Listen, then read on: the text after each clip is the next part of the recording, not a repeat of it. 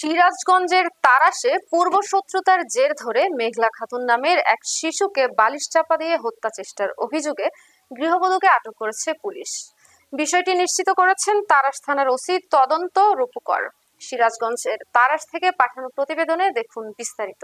রবিবার তাড়াশ উপজেলার কুমাল্লু গ্রামে তাড়াশ থানার ওসি তদন্ত রূপকর বলেন, জরুরি সেবা 999 ফোন পেয়ে পুলিশ ঘটনাস্থলে গিয়ে ভিকটিমের পরিবারের অভিযোগের ভিত্তিতে গৃহবধূ উমায়া খাতুন ওরফে ফতেকে আটক করে থানায়। ভিকটিম ও অভিযুক্ত গৃহবধূর পরিবার একই গ্রামের পাশাপাশি বসবাস করে। মেঘলা খাতুনের বাবা মেঘলা খাতুনের বাবা মনসুর আলী বলেন, পূর্ব শত্রুতার জের ধরে প্রতিবেশী নাজমুল হকের স্ত্রী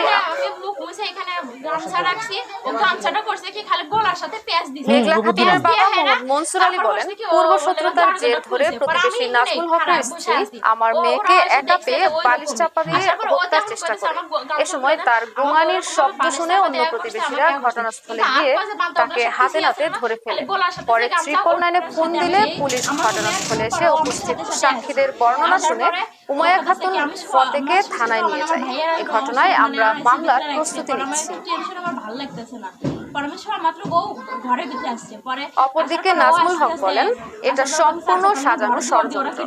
পূর্বশত্রুতার জেরে তারা এমন কল্পিত ঘটনা সাজিয়েছে। এ বিষয়ে তাড়াশ থানার ওসি তদন্ত রূপকর বলেন, অভিযুক্ত গৃহবধূকে থানায় নিয়ে আসা হয়েছে। ভিকটিমের পক্ষ থেকে মামলা দেওয়া হলে আমরা আইনগত ব্যবস্থা নেব।